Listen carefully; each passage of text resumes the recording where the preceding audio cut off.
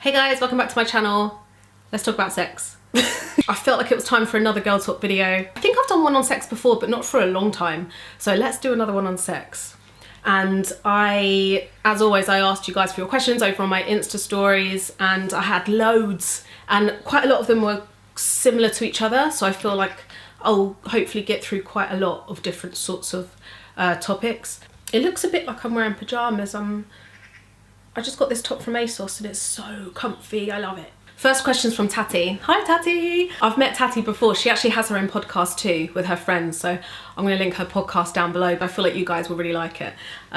So she asked, why are men offended by women using a vibrator? I mean, the brain emoji. I'm like, how can I do this without like being really offensive? But I just feel like males have, a lot of males have a very fragile male ego. So anything that is gonna be, I feel like they see vibrators as competition, and that the vibrator or like whatever device it is gonna give us more pleasure than they can, and they get really hurt by that.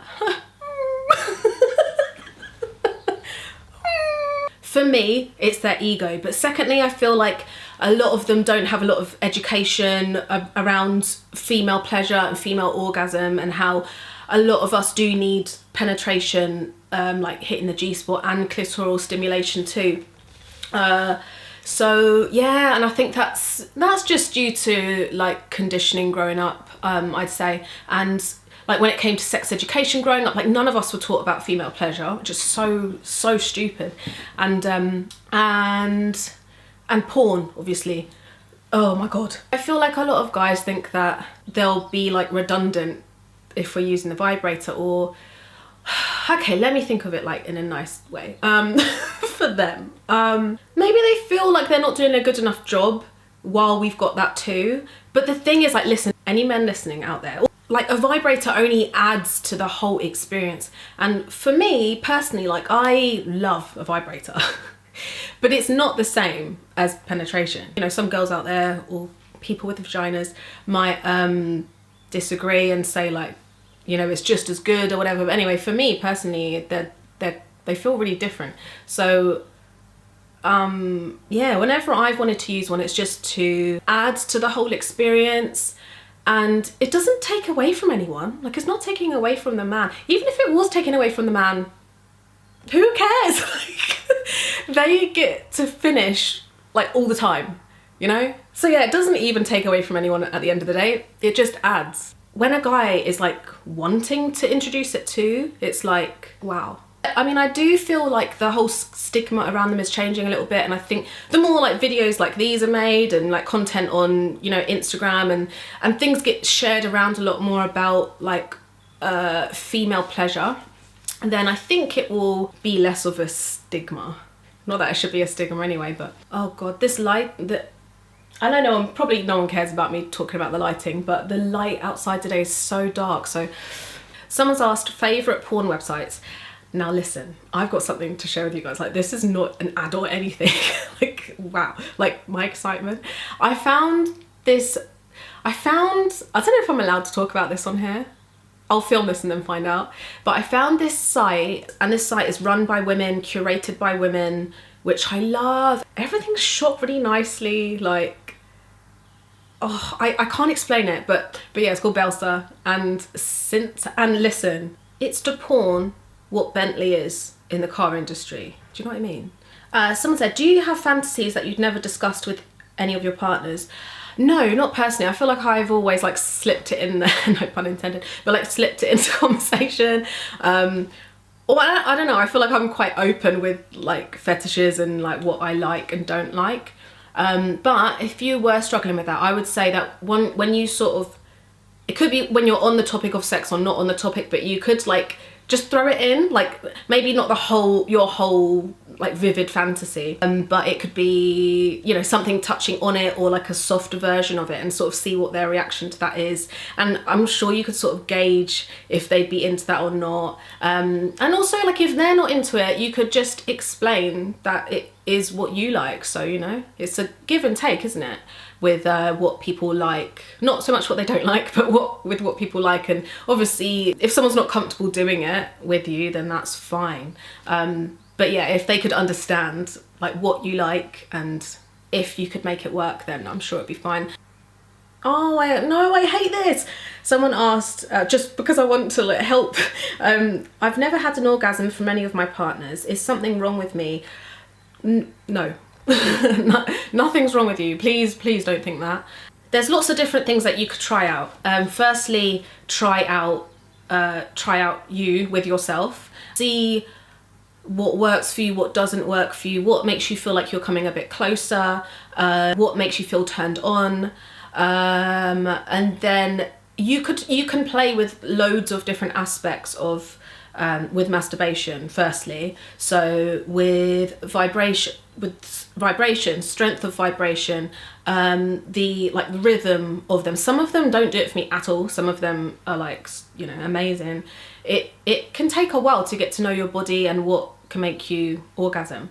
Sorry, I've just reread your question and you said with a partner, so maybe you're fine when it's you on your own, but I think that's still relevant because you can bring what you've learned yourself into when you're having sex with a partner. Don't be afraid to sometimes like communicate a bit more while you're having sex. Like, don't always feel like you have to be dead quiet, like not you know, telling them what is working, or if you'd want to like change a position slightly.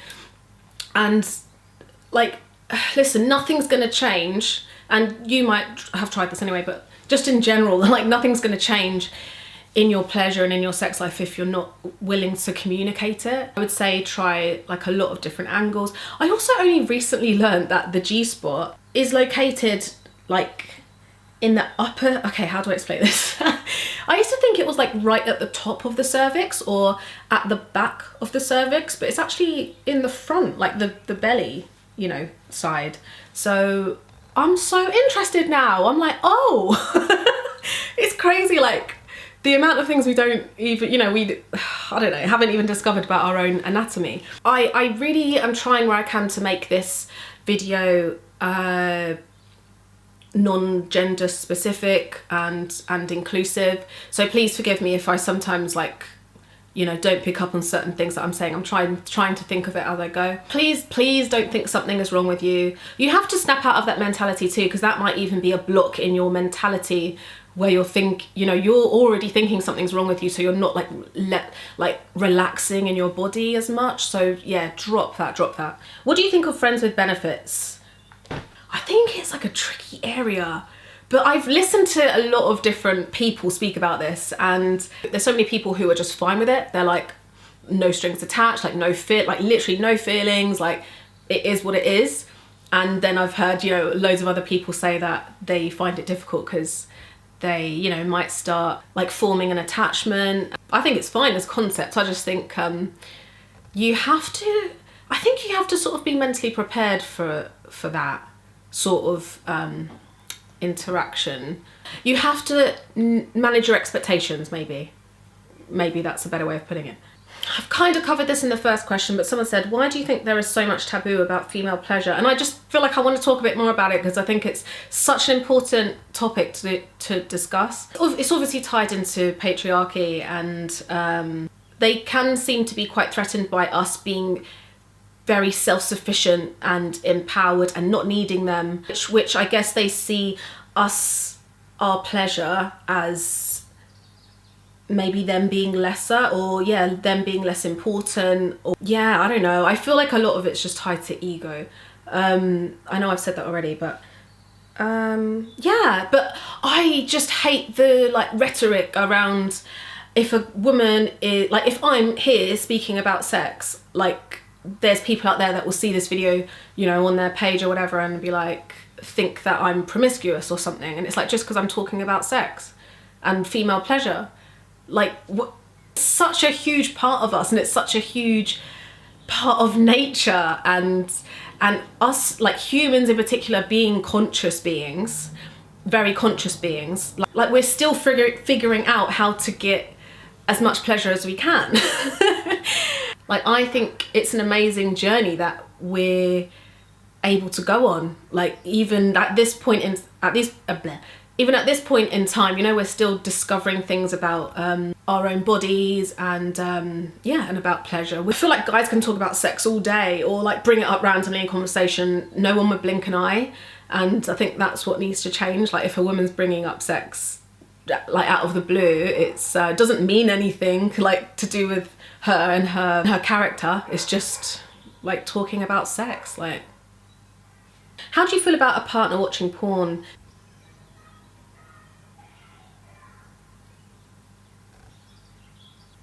Someone's yelling. Partner watching porn. I find this topic so interesting because I've heard a lot of people be offended that their partner watches porn, and I've heard some people say that they count it as cheating, which if you do, you do.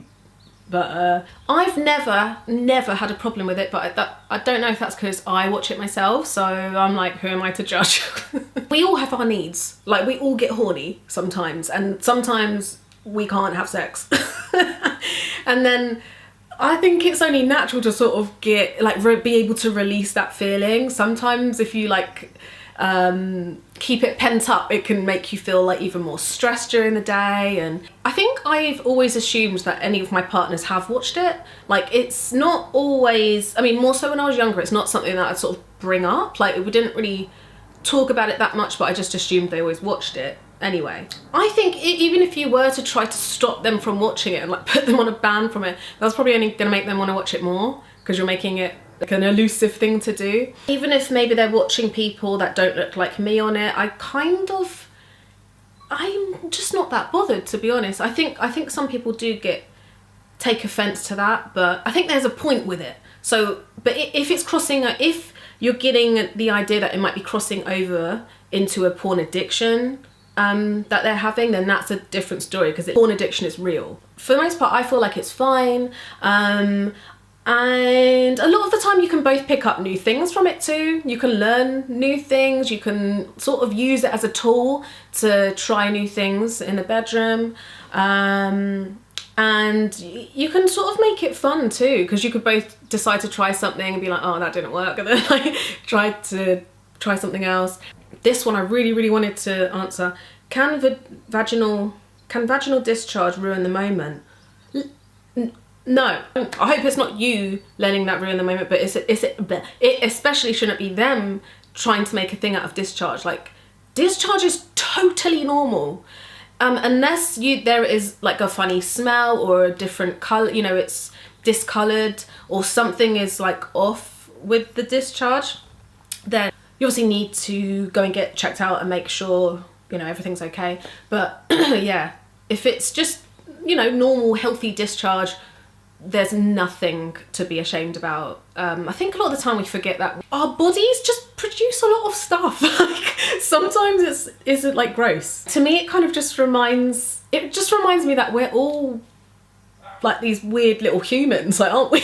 Maybe that comes as like you grow, like the older you get, the less embarrassed you get about things. I mean, that's definitely true for me. I used to get really embarrassed about things, and now I'm like, my body's just doing what it needs to do. So I had a lot of questions, a bit like this one. How do you get comfy in your own skin? I'm very self-conscious, even though boyfriend loves it. And I think there are a few others too on like how can you feel better while you're on top? Like, people a lot of the time will feel self-conscious about their body, and I absolutely used to be like this too, so I completely get it. And sometimes it comes into my head too when I'm on top. So I get it, and for me it's usually my tummy, because everything else tones up quite quickly, but my tummy, yeah, sometimes I'll be like, is it moving? You know, you get these things that come through your head, but I think maybe through like just all the other sort of self-work that I'm doing on myself, of like really being conscious of your thoughts when they come in, and especially negative ones. So if that comes into my head at that time, I'm just like go. I'm just like, get out of here, you. I go from my head to my body, and I just feel instead of thinking about it and my body, and go from your head to your body and go into what is happening, like into the moment. I'm pretty sure that most of the time they're not looking at your ex whatever it is area, and like judging it or thinking anything negative, like they get to have sex with you, like, ma'am.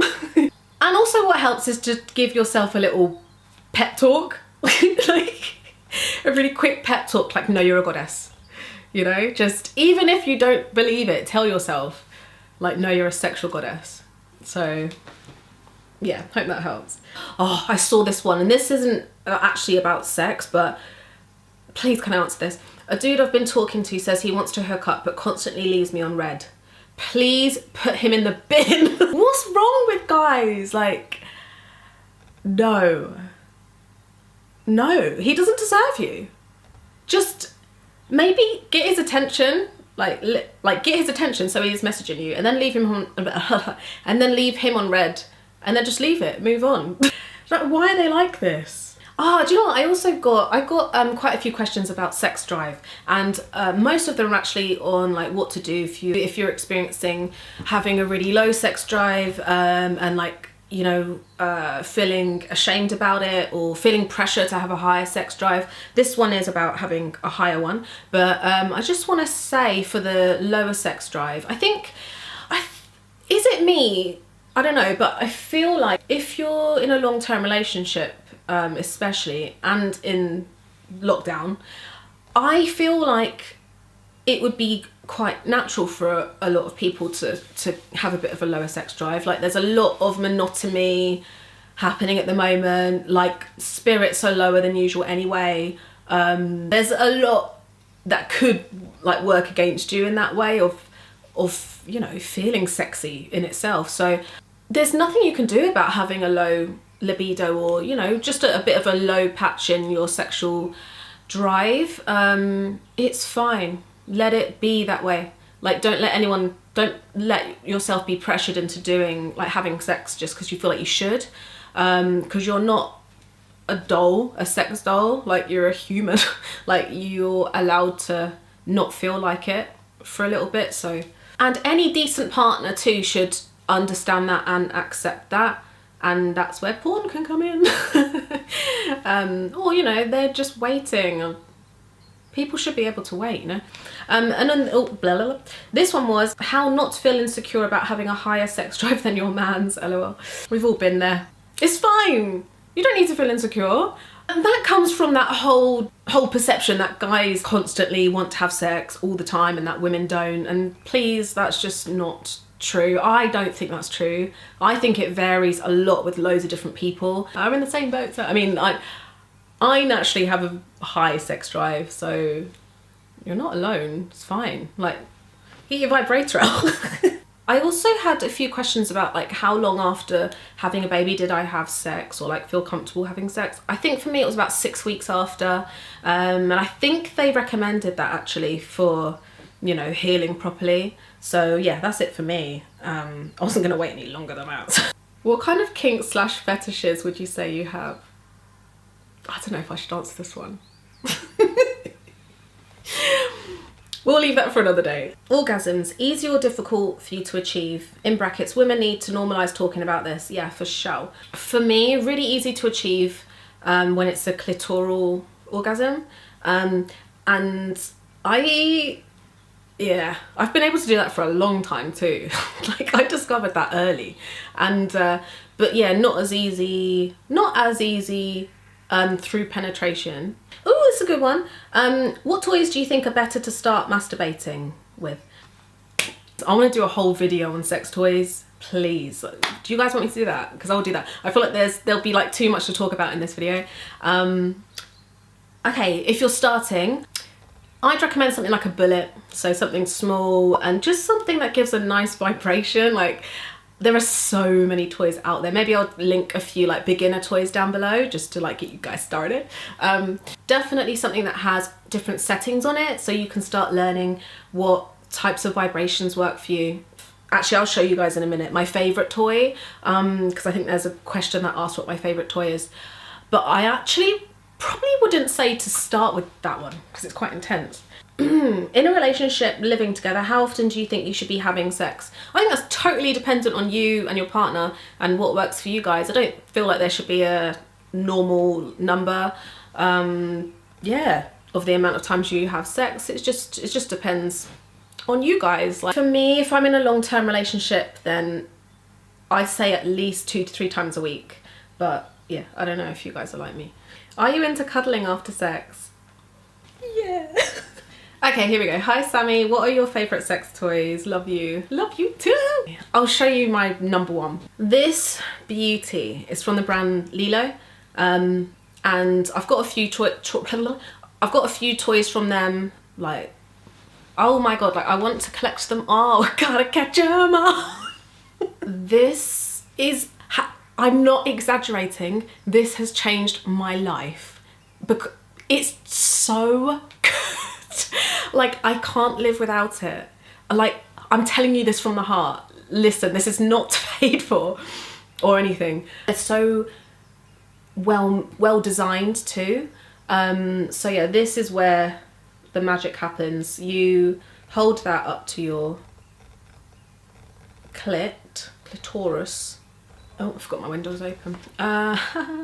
You know, turn the strength up and down and change what mode you want it on. Okay, anyway, so what this does is I think it sends out sonar pulses. And yeah, I think just the type of vibration that it creates is different to like a on contact vibration. Yeah, the bit in here is like further down inside where the vibration actually comes from. Or you can use it in the bath too. Oh, this is a good one. What do you wish your younger self knew about sex?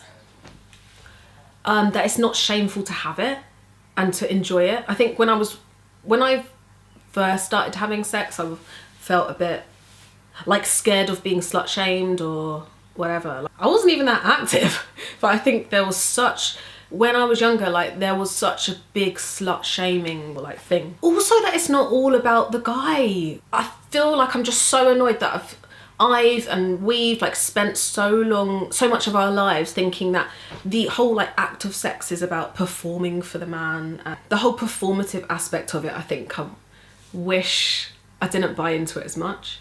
In your opinion, how important is sex in a relationship? I personally feel like it's a very important part of a relationship, because if you say you don't know how long you're going to be with this person for, and I for one I'm not going to spend all of that time like not being sexually compatible with you and not being like feeling fulfilled. I look at it like if you guys ever played The Sims, I'm sure a lot of you played The Sims, right? You know, you've got all those bars, like, but they're all things that they need. And then obviously sex is one of those things that you need.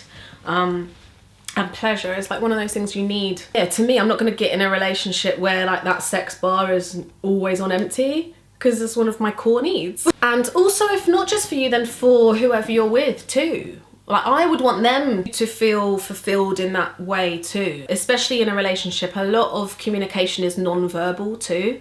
So that sex is a huge non-verbal way that you connect with someone. Okay, the light is gone. Like this light is not good. I'm gonna end the video here. I feel like it's quite long anyway, and hopefully it's like, you know, enough questions that I've included.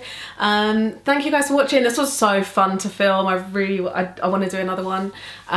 So yeah, just keep an eye out on my stories, because that's where I always ask you guys for your questions. If you've got any questions about anything that I've mentioned, leave them down below, and I'll try my best to answer them. But also I find that my comments, like you guys are so nice to each other. A lot of the times in the comments I see people like helping each other out or giving each other advice and things like that. So, you know, I try to make my comments be a nice like feedback area. So if there's anything that I've mentioned in this video that, you know, you might comment on and maybe not sure of the answer or whatever, maybe we can all sort of help each other out a bit too. Thank you guys for watching, and happy orgasms. I hope this video doesn't get taken down. I've tried to make it like YouTube friendly. Please, YouTube, don't take it down. We need it, please. Okay, anyway, I'm gonna go. Well, seriously though, I hope you're having a lovely day or night, and I'll see you in the next one. Bye.